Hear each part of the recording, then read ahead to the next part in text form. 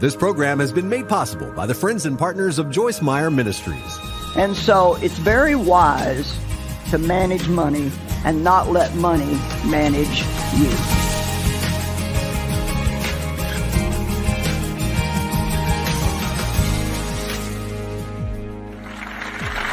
Welcome to Enjoying Everyday Life. We're so glad that you joined us today.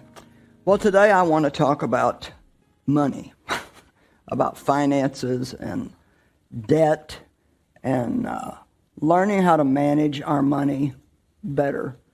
We've got 12 of the guys from our men's home here today, guys who I'm sure were going along in life and something happened that got you off track. And I thought, probably for at least some of you, money was involved. You're shaking your head, yes. And it's amazing how good money can be and how much good it can do if it's managed right, but how much damage it does to people's lives if they don't have the right attitude toward it. And so I'm going to start by reading you a little story. I paraphrased it from a book from Robert Katz. And it was entitled, If Money Could Talk, What Would It Say? I'm depressed and sad because I'm tired of people abusing me, using me for wrong purposes, fighting over me, stealing me, lying, cheating, and committing crimes to get me. I get blamed, as some say, for most divorces. I'm tired of fighting with greed all the time. I'm hoarded, I'm stolen, and I'm wasted most of the time. People think I'm their security, but I'm not. They act like I'm God, and I'm certainly not. I just wish people knew how much good they could do with me if they treated me right, and how blessed their lives could be. There are 2,000 Bible verses that talk about money. 2,000. Jesus talked more about money than he did heaven and hell put together. It's pretty amazing. It is really a very major part of our lives, and you have to know how to have a proper attitude toward it. 1 Timothy 6, 7 through 10, something we really should just take a little time to sit and think about. For we brought nothing into the world, and we can take nothing out. But if we have food and clothing, we shall be content with that. Now, you know how well that message goes over in the society we live in today?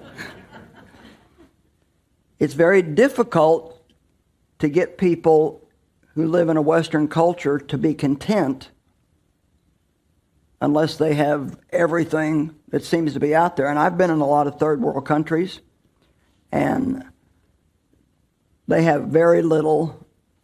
And to be honest, sometimes even in the midst of their great lack, they are happier and have a better attitude than some people who seem to have everything. So I really think sometimes the more we have, the unhappier we become. And it seems like the more things you have, the more things you want. Now, I believe God wants to bless us. And I believe that money's fine. Money's not evil. It's the love of money that's evil. But we need to be more focused on what we can do for other people with our money than hoarding it all and keeping it for ourselves, which is also difficult because selfishness is ingrained in human nature without God. Those who want to get rich fall into temptation and a trap and into many foolish and harmful desires that plunge people into ruin and destruction. For the love of money is a root of all kinds of evil. Some people eager for money have wandered away from the faith and pierced themselves with many griefs. I remember one time the Lord told me there's 2 tests you have to pass concerning money. How you behave when you don't have enough, and how you behave when you have a lot. And I thought that was interesting because sometimes the more you have, the more it draws you away from God, because we can become self-reliant. We don't have needs, and so it's easy to start depending on the money to take care of us rather than God. And no matter what we have, no matter how much we have, no matter how much money somebody has invested, it could literally disappear overnight, the way the world is. And so, the love of money is evil, but not money. Money actually can be a great blessing if you learn how to use it to make other people happy. And the Bible says in Acts that it is more blessed to give than to receive. And yet it's so hard for us to get into that area of living to give rather than living to get. And the thing is if you can see the spiritual side of it, you cannot outgive God. And so the more you give, the more He's going to do for you. And the more you give, the more you do for other people, the happier you're going to be. The reason why it's more blessed to give than to receive is because if you get something, you only get the thing, which is good. I'm not against stuff. But when you give, you get joy. How many of you believe that joy is really much better than things and money? Because no matter what you have, if you have no peace and you have no joy, then what's it worth? It's worth absolutely nothing. So, James Dobson had a great revelation one time while he was playing the game Monopoly. Maybe all of you don't know what Monopoly is, and I don't have time to go in and explain it, but he was playing very aggressively, getting houses and turning them into hotels and taking everything everyone had and putting them out of the game. And soon everybody had lost all they had, and he had it all. I underline that he had it all, because isn't that what we want? We want to get it all. And that game is a good example of just, I don't care who I take it away from, and I don't care what happens to you, I want you to have nothing left, and I want to have it all.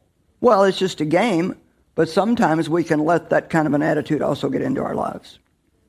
As he started putting the game away, he began throwing the pieces back in the box, when he suddenly realized, and I want you to get this, when our lives are over, everything we have gained will go back in the box, so to speak. And someone else will come along and start all over with what we worked all of our lives to get.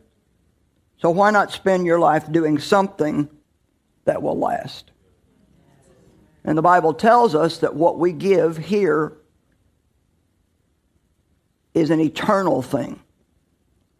I think that people that are real givers will still be getting blessed in heaven from what they gave here in the earth. So let's talk about something that most people don't even think is possible, and that's becoming and living debt-free.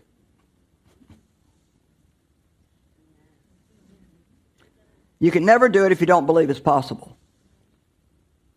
And so, all things are possible with God. You can live debt-free. Debt is very oppressive. It's a very heavy burden. Gives people nervous breakdowns, stress of all kinds. It never occurs to these people that they could live debt-free if they handle their money wisely. Mark 19:26, Jesus looked at them and said, with man, this is impossible, but with God, all things are possible. That is like my scripture for the year. I want to really stir myself up in faith again and just believe there's nothing that God can't do. So everybody say nice and loud, I can live debt-free. I can live debt-free. Boy, doesn't that sound good? A person can never be debt-free if they're addicted to instant gratification. And boy, we have a big problem with that today, don't we? We want it right now.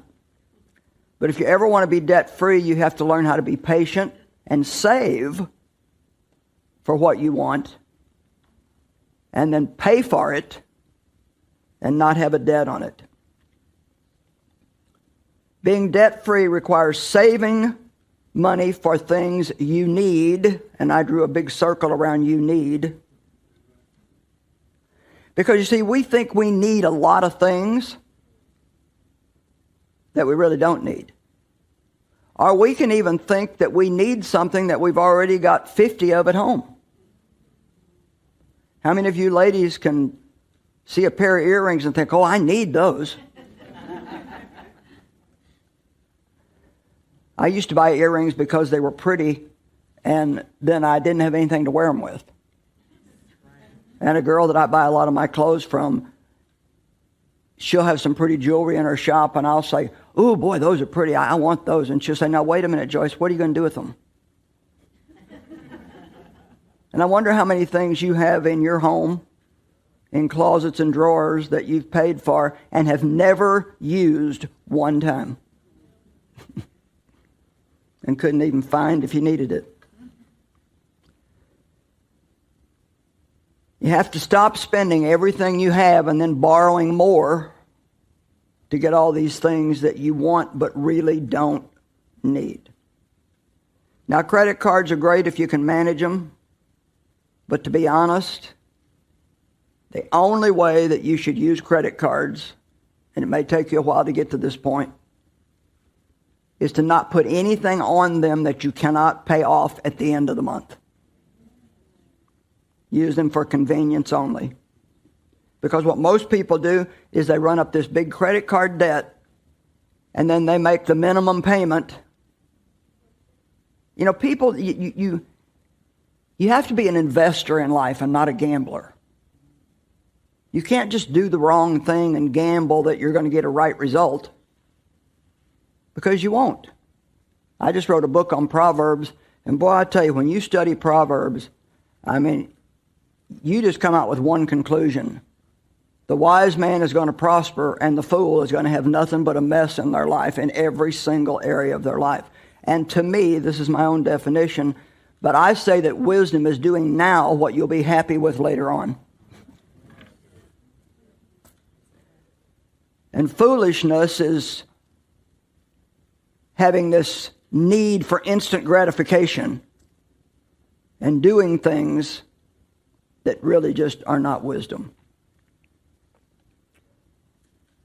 So you cannot be addicted to instant gratification. When we borrow money, we are spending tomorrow's prosperity today. So think about that. And then when tomorrow comes, we have to borrow to pay what we owe. And so it just keeps an unhealthy cycle going in our lives, because we're always have already spent what we're working for. So then when it comes time to pay the bills that you have to pay and buy the things you have to have, then you have no choice but to borrow more money, because you've got to use the money you have now to pay for what you bought way back there somewhere. And once again, so much of this is due to instant gratification and not really thinking about, do I need this? Now, there's nothing wrong with buying some things that you want, but I will say this, if you're already head over heels in debt, you don't need to be buying a lot of what you want. You need to really just be buying what you need. It's kind of like if you live an unbalanced life over here, you've spent money that you don't have, then to overcome this over on this side, you're going to have to do without some things for a while in order to get your life back in balance. Things are not nearly as important as we think they are. Dave Ramsey presents a brilliant plan to getting out of debt. And I hope I say it right, but just remember that name, Dave Ramsey. He's probably the premier teacher on finances today. Lots and lots of wisdom. He's got a TV show, I think a radio show, and plenty of books. And he says that what you do is if you're in debt, you pay off the smallest debt first, because then you feel good that you paid off a debt. But then let's just say the payment on that debt was $50 a month. But then you don't say, oh boy, I've got $50 a month more now to spend. What you do is you take that $50 and you add it to the payment on the next smallest debt. So say you have another debt that the payment's $45. Well, now instead of paying $45, you pay $95 a month on that. Then when those two are paid off, you take the money from those two and you add it to the next one. And it may take 2 years. It may take 5 years. But let me ask you something. Is doing that for 2, 3, 4, 5 years better than being in bondage all of your life and continuing to keep the same ridiculous cycle going all the time? Everybody say, I can live debt-free. I can live debt-free. Now, let's just throw the word suffer out for a minute. Not a word we like.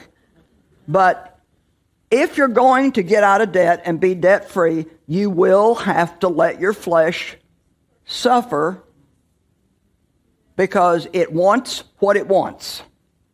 And it pouts and feels sorry for itself when it doesn't get it. But we are to walk according to the Spirit, not according to the flesh. To get out of debt, you're going to have to be patient, persistent, and learn the difference between what you need and what you want.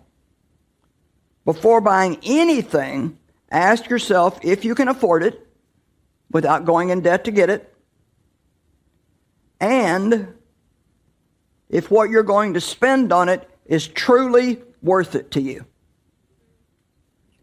I heard my daughter say something that she likes something that I have, and so I thought about it and I told her, I'd like to buy you one. And she said, oh man, that'd be great. And she called me the next day and she said, you know what, I've decided not to let you buy me that. And I said, well, why not? I mean, who wouldn't want a free gift? And she said, you know what, I thought it over, and she said, yeah, I would like it, but she said, it's not worth it to me, the amount of money that it costs. And she said, I want to use your money the same way I would use mine. Now, that's a smart kid.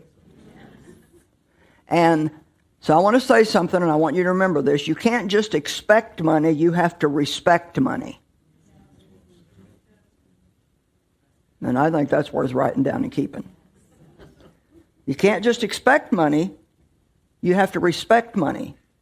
And respecting money means that you don't just use it frivolously.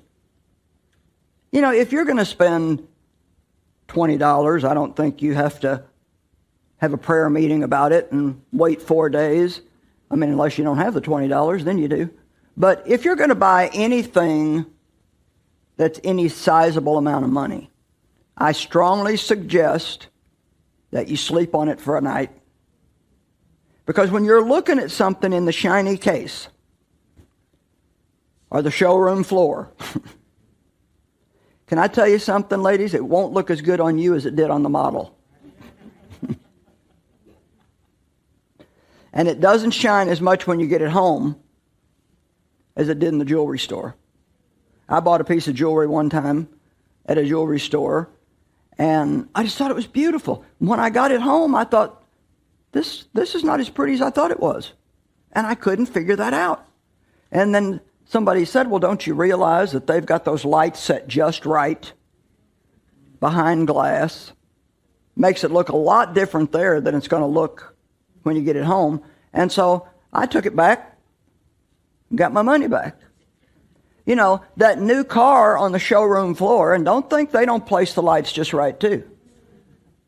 Oh my gosh, it looks so good, and it's clean. There's not a tiny little bit of dirt on it, and you think you just have to have it. But what's it going to look like in a year when you have it full of fast food wrappers and haven't washed it in a long time?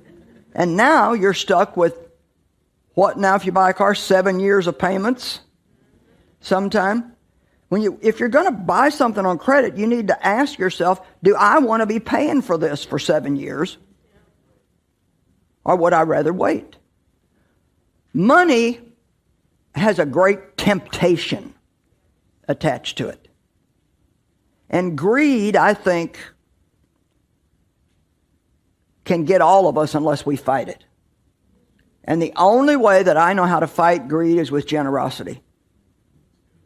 I think if you're a generous person, then greed cannot get you. So don't just expect money, but respect money. Luke 14, 28 and 29. Suppose one of you wants to build a tower. Won't you first sit down and estimate the cost to see if you have enough money to complete it? But if you lay the foundation and are not able to finish it, everyone who sees it will ridicule you. I remember a subdivision that we drove by occasionally when we were in this certain area on our way back and forth to the airport. And it had a great entrance, and there was partial of 2 houses built in there, and it just, nothing. It never, what happened, we'd say. Well, obviously, they committed to something that they didn't have enough money to finish. And so it looked ridiculous with this beautiful front and 2 half-built houses. And to be honest, when we spend all this money on credit and then maybe end up having to file bankruptcy, I know some people have to do that. I'm not trying to make anybody feel bad, but that's something that we should not let ourselves get in that kind of a mess to have to do. Because we always should be responsible to pay our bills. If you're going to make a debt, pay it and pay it on time. Before you borrow money for any item that's expensive, think about it. I tell this story sometimes. I'd saved up, I think it was $300. I don't remember. If you hear me tell it on another teaching, it'll probably be $200. But today it feels like $300. And we were at the mall shopping, and I needed a new watch, and so we went by this jewelry store, and they had this watch. It had rhinestones on it, and I like things that sparkle. And a good salesperson, they know what they're doing. And this was like, this looks great on you, and now this sale is only for today, and if you don't get it today, then it's blah blah blah. But I'd learned a little bit by then. And because it was going to take all my money. And so I said, well, you know what, I just want to take a little bit of time, and I'll come back if I want it. Well, so I'm walking down the mall, and in the meantime, I look in a store, and I see a suit that I really liked. Well, I went and tried that thing on, and it looked gorgeous on me. Made me look like I had a tiny waist. It was the right color. But that also would have taken all my money. So I decided I'll take another walk.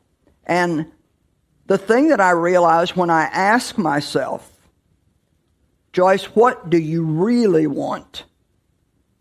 The thing that I wanted was to keep my money so I had $20 for a pair of earrings or enough money to take a friend out for coffee. I didn't want to have no money, even as much as I wanted those 2 things.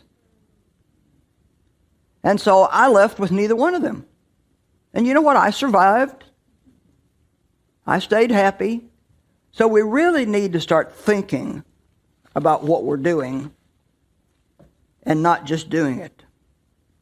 Nothing looks as good when you bring it home as it did in the store. Now, my husband has a very simple equation that he has lived by. And what Dave says is, out of everything you have, give some, spend some, save some. Give some. Set your giving aside first. That's not a want, that's a need. We need to give, because if we don't give, no matter what we have, it's not going to be blessed. And so you always set aside your giving. Do a little something for yourself with the money that you work for. It gets kind of boring if you work all the time and you never do anything for yourself. Although maybe some people deserve to be bored for a little while because they've lived riotously. and then save some.